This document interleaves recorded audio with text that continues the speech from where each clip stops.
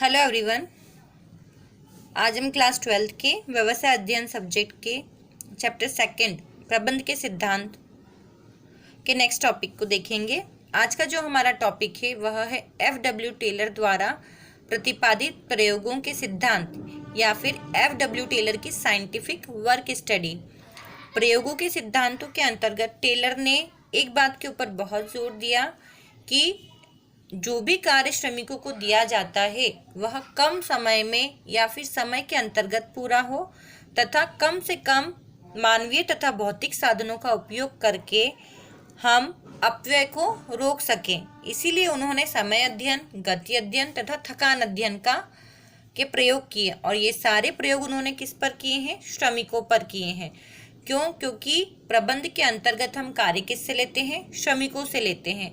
अर्थात श्रमिकों की मानसिक स्थिति को देखना और उनसे काम लेना तथा उनको दी जाने वाली क्रियाओं के संबंध में हमें प्रयोगों के द्वारा पता लगाना कि कार्य समय पर किस तरह से हो रहा है, उनमें गति कैसी हो रही है तथा थकान अध्ययन का विश्लेषण किया कि उन्हें कितने समय तक कंटिन्यू काम करने के बाद थकान का अनुभव हो सकता है। इसी पर आधारित ये सभी सिद्धांत हैं या फिर अध्ययन है। तो पहला जो हम समय अध्ययन को देखेंगे, समय नाम से स्पष्ट हो रहा है कि इसके अंतर्गत हम यह ज्ञात करते हैं कि किसी कार्य को पूरा करने में एक साधारण श्रमिक कितना समय लगा रहा है तथा वास्तव में उसे समय कितना लगना चाहिए। फॉर एग्जाम्पल, अगर आपने एक कार्य किसी 70 वर्षीय श्रमिक को दे दिया और वही कार्य आपने 20 वर्षीय श्रमिक को दिया, तो कहीं ना कहीं उस समय अध्ययन के दौरान आप क्या पाएंगे कि 20 वर्षीय श्रमिक उस कार्य को जल्दी कर लेता है, समय के अंतर्गत कर लेता है, बजाय 70 वर्षीय व्यक्ति के अंतर के तुलना में। अर्थात समय अध्ययन के द्वारा श्रमिक एक कार्य कितने समय में पूर्ण कर लेंगे उसके लिए एक समय निर्धारित किया जाता है तथा किसी कार्य में लगने वाले समय का निर्धारण करके बीच बीच में विश्राम का समय भी उसमें निर्धारित किया जाता है। इसके दौरान हम एक बड़े कार्य को ले लेते हैं और उस एक बड़े कार्य के अंतर्गत छोटे छोटे उस कार्य को छोटे छोटे उपक्रियाओं में विभाजित कर देते हैं तथा उन उपक्रियाओं में लगने वाले समय का निर्धारण हम पहले से ही कर लेते हैं तथा उन उपक्रियाओं में लगने वाले श्रमिकों को हम उस समय के बारे में बता देते हैं तथा इस पूरे कार्य को पूरा करने के लिए जो समय उन्हें दिया जाता है वह समय के अनुरूप हो रहा है या नहीं हो रहा है, उसके लिए हम स्टॉप वॉच का यूज़ करते हैं। तो समय अध्ययन के अंतर्गत श्रमिक एक प्रमापित समय के अनुसार कितना कार्य कर रहा है इसका पता लगाया जाता है तथा और 50% समय अनावश्यक हरकतों में तो उसका व्यर्थ नहीं हो जा रहा है। कहीं ना कहीं वह अपने कार्य के दौरान की जाने वाली जो क्रियाएं हैं उसमें समय जो लग रहा है वह अनुकूलतम समय लग रहा है। अगर अनुकूलतम समय लगेगा, बहुत ज़्यादा हरकतें नहीं होंगी, तो कहीं ना कहीं लागत में भी कमी आएगी और वह कार्य समय रहते पूरा हो जाएगा। फॉर एग्जाम्पल, अगर आपके यहाँ पर मेहमान आने वाले हैं और मेहमान आने वाले हैं तो कहीं ना कहीं घर की कुछ व्यवस्थाएं भी विभाजित हो जाती हैं।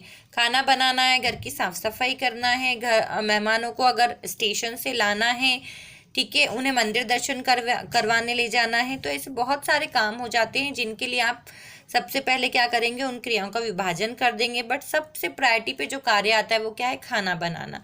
अब उसके लिए आपको जो मटेरियल लग रहा है, अगर आपने बाजार से लाने के लिए आपने 70 वर्षीय दादाजी को बोल दिया, तो कहीं ना कहीं और 20 वर्षीय युवक को ना बोलते हुए, बच्चे को ना बोलते हुए आपने अगर दादाजी को बोल दिया, तो दादाजी क्या करेंगे? जो सामान आधे घंटे में आ सकता था वह सामान कहीं ना कहीं 1 घंटे में आएगा। अगर 1 घंटे में आएगा तो आपकी जो खाना बनाने की प्रोसेस है वह लेट होगी और उससे सभी कार्य जो आगे के आपके निर्धारित हैं कि मंदिर ले जाना है या कहीं कुछ घुमाने ले जाना है, वो सभी कार्य क्या हो जाएंगे? आपके डिले हो जाएंगे। तो समय अध्ययन के अंतर्गत कम या फिर निर्धारित समय में आप अपने कार्य को किस तरह से पूरा करेंगे इसका अध्ययन किया जाता है। गति अध्ययन के अंतर्गत नाम से स्पष्ट हो रहा है कि एक श्रमिक किसी कार्य को करने के लिए अपने शरीर को किस तरह से विभिन्न अंगों का किस तरह से प्रयोग करता है, इसका अध्ययन गति अध्ययन के अंतर्गत किया जाता है। और यह एक ऐसा अध्ययन है जिसके अंतर्गत श्रमिक कार्य को पूरा करने के लिए कम से कम हाथ पैरों को हिलाए। अब कम से कम हाथ पैरों को हिलाएगा मतलब कहीं ना कहीं थकान कम होगी, थकान कम होगी तो कार्य ज़्यादा होगा, समय के अनुरूप हो जाएगा। इसके लिए भी कार्य को विभिन्न छोटे छोटे भागों में बांट दिया जाता है तथा सभी को एक साथ मिलाकर देखा जाता है कि कार्य पूरा करने में श्रमिकों की गति को न्यूनतम किस प्रकार किया जाए।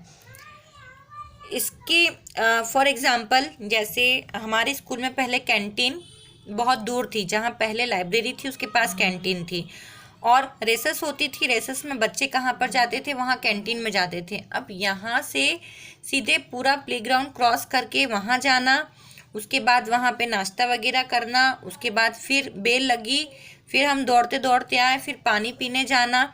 तो कहीं ना कहीं जो 5th पीरियड होता था उस 5th पीरियड को अटेंड करने में बच्चों को बहुत ही ज़्यादा थकान का अनुभव होता था।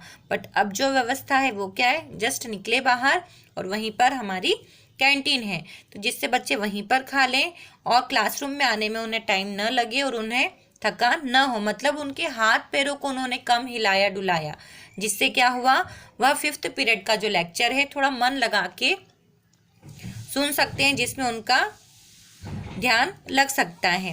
ठीक है, लगता है। इसी तरह से श्रमिकों के ऊपर भी यह अध्ययन किया गया कि जहाँ पर कार्य हो रहा है उसके आसपास ही सारे विभाग हो। जैसे अगर पानी पीने जाना है, अगर कच्चा माल लेने जाना है, अगर किसी तरह से फाइनेंस का कोई काम है, तो इन सब के लिए उन गति का अध्ययन,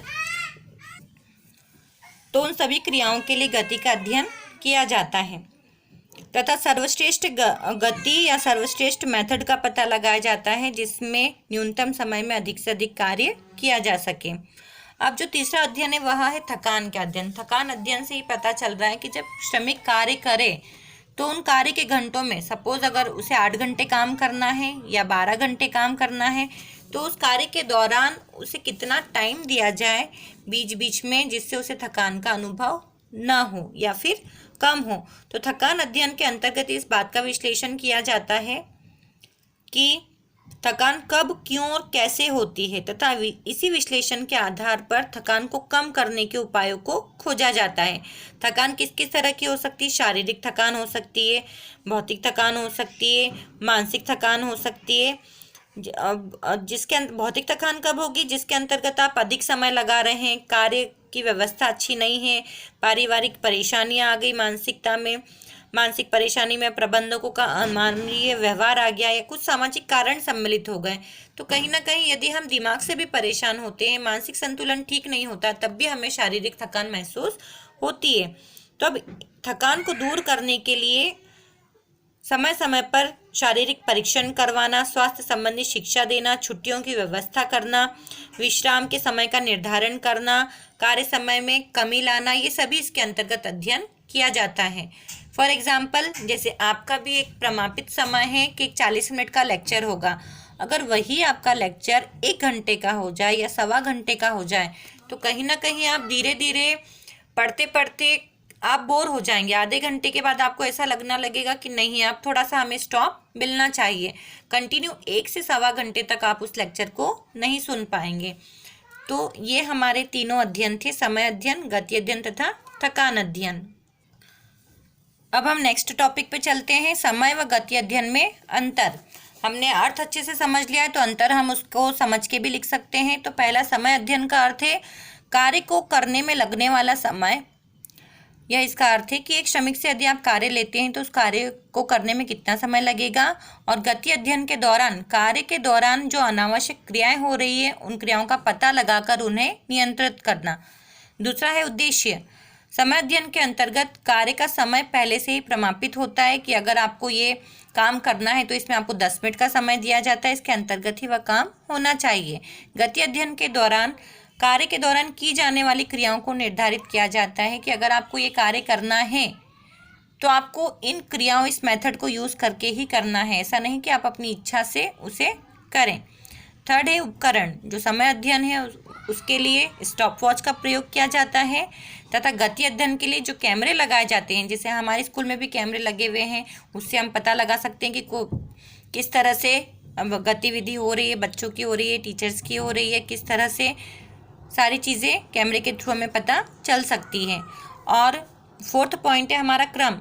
जो समय अध्ययन है वह गति अध्ययन से पहले किया जाता है, और जो गति अध्ययन है वह समय अध्ययन के बाद में किया जाता है। फिर है आपका पारिश्रमिक।